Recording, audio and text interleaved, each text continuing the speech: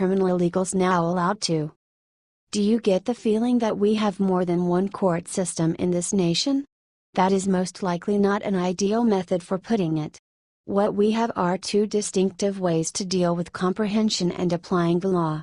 One takes a gander at the first expectation and case law as points of reference, and alternate takes a more dissident and dynamic approach, finding new interpretations with respect to social standards. You ought to have a smart thought on which side of this contention we dissent. We have cases of the last approach turning up in choices with respect to President Trump's endeavors to authorize immigration laws and deport illegal aliens. One that has raised its head as of late includes Iraqis booked for deportment whose deportment has been hindered by a government judge. What has occurred here is that this government judge in Detroit has discovered that these illegals may be oppressed if come back to their nation of origin of Iraq, and has requested that they can't be extradited until the fulfillment of a trial, one in which the ACLU, not surprisingly, is contending the case for the illegals. A Detroit federal judge ruled on Tuesday that the government cannot deport nearly 200 illegal immigrants from Iraq due to concerns that they could be prosecuted if they return to their home country. U.S. District Judge Mark Goldsmith found that he had the legal authority to stay deportations indefinitely while the detained Iraqis appealed their cases to the federal court. In his ruling, Goldsmith said that repatriating the Iraqis would expose them to substantiated risk of death, torture, or other grave persecution before their legal claims can be tested at the court, reports Reuters. What else do we think about these Iraqis? Most of the ICE detainees are Iraqi Kurds or Chaldean Christians who are living in the Detroit metro area. Advocates for Iraqis say they have been living in the United States for years and does not present a threat to public safety, but ICE claims all of those arrested have criminal convictions, many for serious offenses including murder, rape and drug trafficking. Simply the kind of individuals we need in our nation. Also, we ask why urban communities like Detroit and Chicago are suspects of wrongdoing. What does the ACLU need to say in regards to this, just as we couldn't figure? Due to the unique threats faced in their native country, the ACLU says, Iraqi detainees should be allowed to appeal their deportations to the federal courts. The Department of Justice, on the other hand, argued that only immigration courts have jurisdiction in the matter. Along these lines, on the off chance that they have submitted genuine offenses, for example, murder and assault, is the ACLU contending that they ought to be allowed to remain in the U.S. so they can serve time in jail? Most likely not. Despite outstanding orders of removal, many Iraqis have been allowed to stay in the United States. Because until recently, Iraq had refused to accept them for repatriation. Iraq agreed to take back the detainees in March as part of a deal to remove the country from the revised travel ban of Trump. It is telling when these individuals' own nation doesn't need them back. Says something in regards to Iraqi leaders' sentiment of their incentive to society. Other than that, it's simply one more exertion by a liberal legal system to square anything President Trump endeavors to do. Consequently, no curveballs here, simply one more swamp needs draining. What do you think about this? Do not hesitate and write your thoughts in the comment section below. Thank you for reading. H.T. The Daily Call.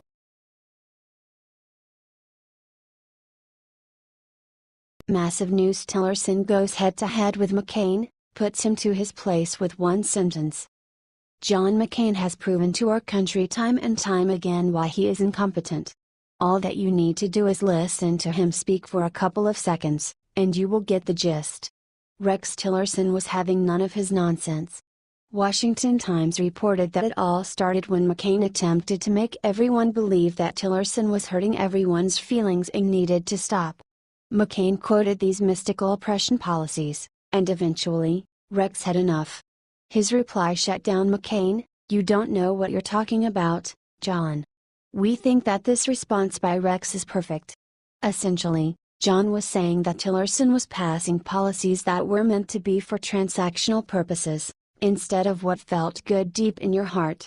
In his piece, McCain wrote, "Tillerson has sent a message to oppressed people everywhere: don't look to the United States for hope. Here is the problem. We are not the international super friends. In the United States, we don't have an unlimited amount of space, resources, and time. Priorities must be set. If priorities are in place, it would only make logical sense that we would help the people here before we would work on helping everyone else in the world. McCain honestly believes that we need to go on a mission to help everyone else in the world and let everyone here suffer. It is odd, his feelings and emotions only kick in once he is speaking about outside of the US border. There is a reason that Tillerson is on Trump's cabinet. On that same note, there is also a reason why the only time McCain has a voice that can be heard is when he is writing trash that passes for New York Times opinion pieces. We are not surprised that McCain is still trying to push his agenda through. He may have run on the Republican ticket, but make no mistake, he is a liberal in right-wing clothes. Most people who took the time to read through some of the things he has stated in the past agree that it couldn't be any clearer. Look at this recent argument for an excellent example of his values. He is critiquing the Republican Party for putting our country first. Ironically enough, one of his slogans when running for president was "Country First." It sure doesn't look that way now. He has what can only be called imposter syndrome. Don't let him fool you, Rex obviously didn't. It is going to be interesting to see if McCain is going to formulate a rebuttal to Tillerson's single sentence. Personally, we doubt it. It is going to end up lost in the mix when he comes out for his next attack against a policy or person who makes his poor feelings hurt. We don't have time or resources to take care of everyone outside of our country. We need to get everything in good shape here first. You cannot do 15 million things at once and expect to be successful. The fact that he thought his critique was accurate is laughable. If it were up to McCain, he would probably kick everyone out of their homes here and move in people from other countries that deserve nicer things. What a joke! Do you take McCain seriously as a Republican? Share this story on Facebook and let us know because we want to hear your voice. Source: The Angry Patriot.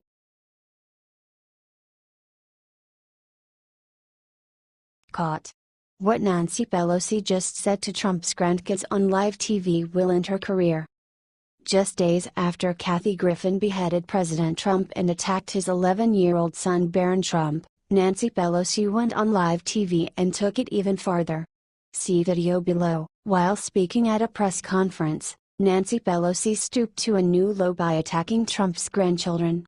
She was attempting to bash Trump for pulling out of the Paris Climate Accord, which he should have, but she just couldn't stop herself from bad-mouthing children. Pelosi said, "How is he going to explain to his grandchildren what he did to the air they breathe, assuming they breathe air? Assuming they breathe air? Are you kidding me?" Nancy Pelosi is such a nasty woman. Watch this clip then share on Facebook if you are ready for her to step down. First of all, Nancy, drop the ode about the children BS. You just tried to play the liberal sympathy card by making it about children and then 2 seconds later you attacked Trump's children. There's no better way to end your career than attacking innocent children, just ask Kathy Griffin. Source: Subject Politics.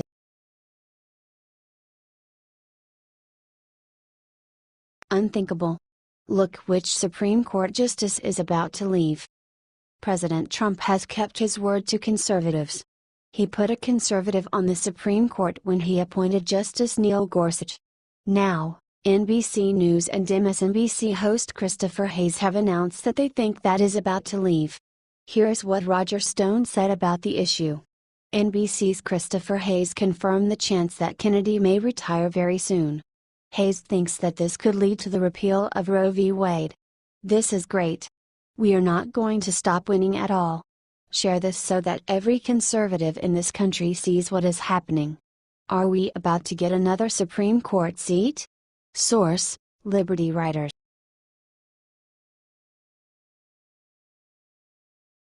Caught. Healthcare fraud just erupts. She stole $800K and. You can simply expect a powerful level-headed discussion when the point of welfare programs comes up.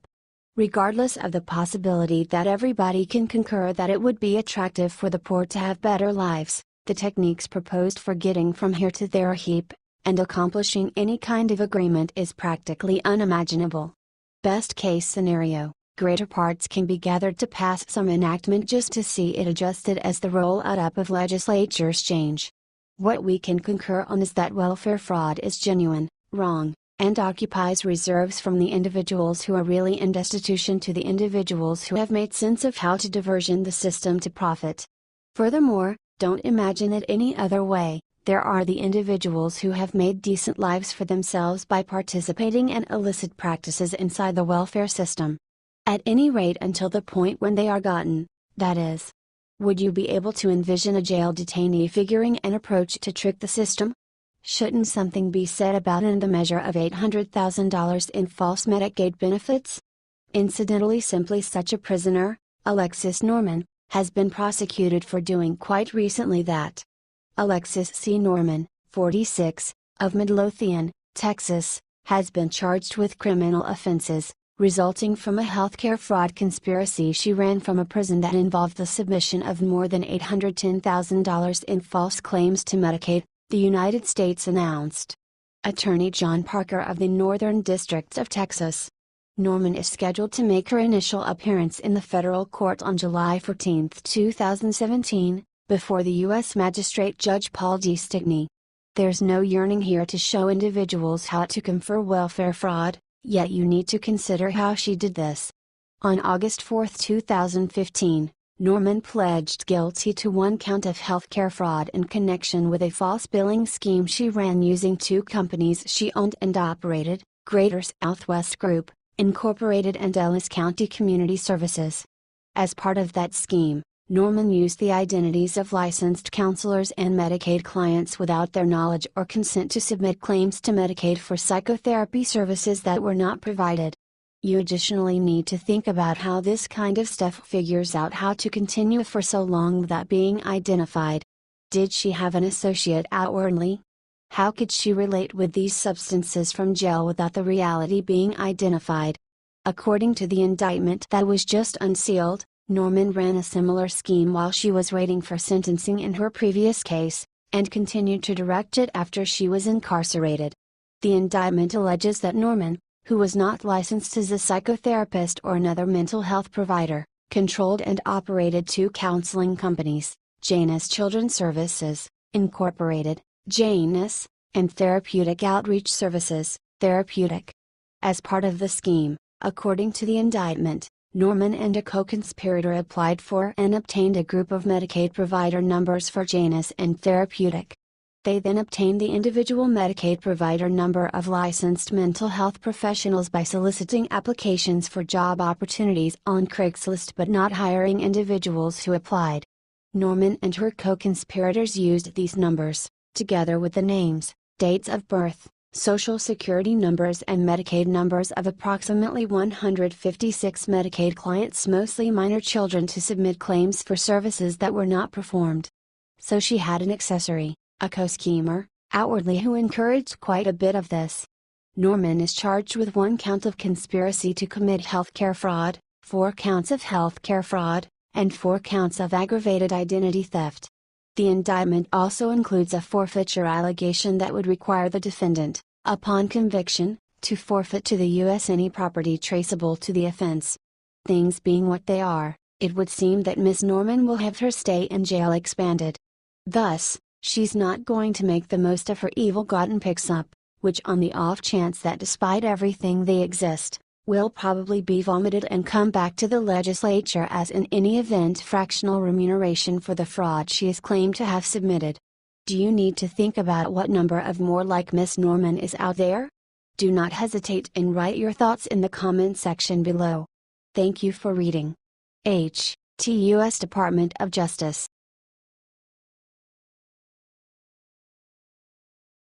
Sean Hannity reveals truth on Hillary Clinton. She has no escape now.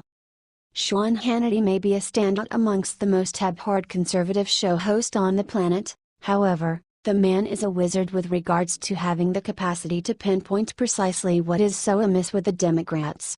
Not exclusively would he be able to put it concisely in wording that everybody can see, however, he can likewise blend it up with the most eloquent twofold talk specialists at advanced governmental issues bring to the table.